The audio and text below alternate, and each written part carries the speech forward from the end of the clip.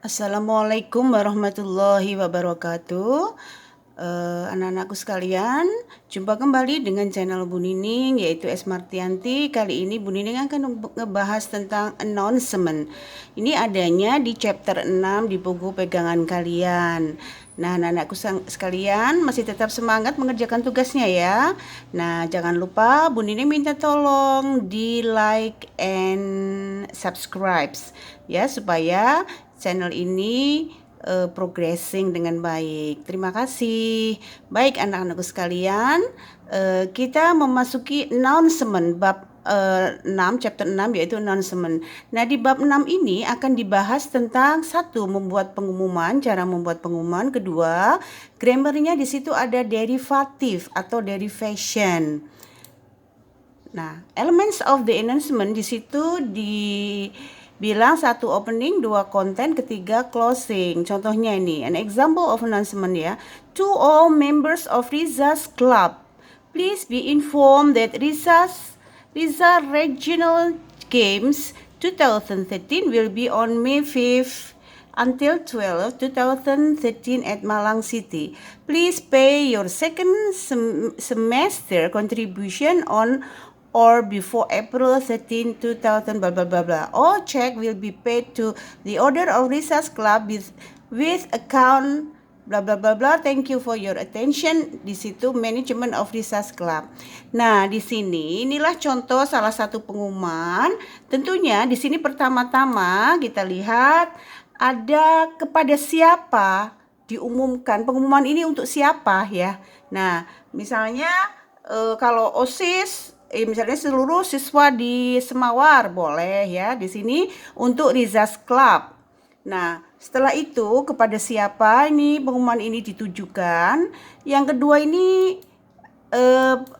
yang disebut tadi yang dibilang opening ya, openingnya ini paragraf pembukanya ya, please be informed. Boleh juga kalau Miss kalau nggak mau pakai please be informed boleh, concerning dan sebagainya boleh. Nah, ini kepada Riza Regional Games itu akan diselenggarakan pada tanggal sekian.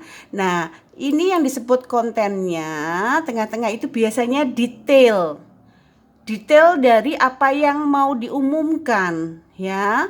Misalnya bisa juga kalau pengumuman berupa cancellation, pembatalan, atau juga delay dari sebuah acara atau dari sebuah acara untuk pembatalan atau pengunduran ya. Nah, pengumuman singkat karena kalau pengumuman singkat sekali seperti ini, misalnya pembatalan dari pengunduran dari acara kelas meeting, misalnya ini sehubungan dengan kegiatan di sekolah ya, acara kelas meeting misalnya. Please be informed acara kelas meeting yang sedianya akan diadakan tanggal sekian. Nah, nanti di detail di sini disebutkan kelas meeting akan diselenggarakan tanggal sekian sampai sekian berhubungan dengan adanya apa gitu ya, karena cancellation-nya itu karena kenapa. Terus jangan lupa ini penutupnya pasti dibilang thank you for your attention ya. Jadi harus itu ada thank you for your attention pastinya. Di sini ada siapa yang memberikan pengumuman itu harus ada ya, penanggung jawab dari yang misalnya OSIS, ketua OSIS atau siapapun di sini bisa. Misalnya jadi biasanya pengumuman kalau yang berhubungan dengan sekolah misalnya penangguhan atau pembatalan dari sebuah acara, nah diumumkannya seperti ini. Nah, sekali lagi kepada siapa ini diumumkan, ditujukan, maksudnya pengumuman ini ditujukan kepada siapa. Setelah itu paragraf pembukanya, pokok masalahnya itu apa yang mau diumumkan. Nah, isinya itu harus ada detailnya, maksudnya detailnya ya tapi sedikit, nggak usah banyak-banyak ya, karena pengumuman itu sebenarnya singkat ya, sebaiknya singkat, tidak terlalu bertele-tele. Nah, terus penutupnya ya bilang sorry kek apa kek atau maaf karena penundaan atau apa juga itu lebih baik. Terus jangan lupa itu ada thank you for your attention, itu harus ada. Terus di sini dibubuhkan siapa penanggung jawab dari pengumuman itu. Jadi resmi ya, pengumumannya ini resmi dari OSIS kah, dari siapa. Boleh juga misalnya dikasih nomor telepon sekarang yang in charge siapa, yang bertanggung jawab siapa, boleh. Jadi nanti misalnya kalau orang tidak yakin dengan pengumuman ini, di sini disertakan nomor telepon ya, jadi bisa menghubungi nomor telepon yang bersangkutan. Nah, silakan nanti kalau anak-anak memberikan pengumuman, silakan yang lebih maksudnya tidak harus ini ya, kata-katanya tidak harus seperti ini, boleh, tetapi yaitu satu harus ada kepada siapa pengumuman ini ditujukan, terus openingnya tentang apa, terus detailnya sedikit ya, detailnya ya nggak usah terlalu banyak-banyak. Terus yang ketiga, yang penutupnya pasti sorry ya untuk penundaan ini, pembatalan ini atau apa boleh, atau seperti ini juga boleh. Terus yang terakhir dibubuhkan penanggung jawabnya, pembuat atau penanggung jawab dari pengumuman ini. Thank you for your attention, misalnya seperti itu ya. Terus di sini dibubuhkan Management of Results Club. Kalau kamu misalnya OSIS juga nggak apa-apa, silahkan. Ya, next. Nah, yang grammarnya di sini tadi disebutkan ya di awal kita juga membahas tentang grammar di chapter ini. Grammarnya berupa derivatif. Ya, derivatif itu apa sih, Bu? Kalian pasti tanya. Derivatif atau derivation yaitu perubahan golongan kata. Jadi golongan katanya berubah. Loh Bu, golongan kata itu apa saja? Golongan kata itu bisa kata kerja, kata benda, kata sifat, itu namanya golongan kata ya. Ya, golongan itu perubahan golongan kata yang akan dibahas di sini adalah perubahan kata kerja atau verbs menjadi kata benda atau noun. Jadi berubah kan? Jadi golongan kata kerja tadinya menjadi kata benda. Nah, kenapa bisa demikian? Karena perubahan ini terjadi ketika kata kerja ditambahkan suffix atau imbuhan.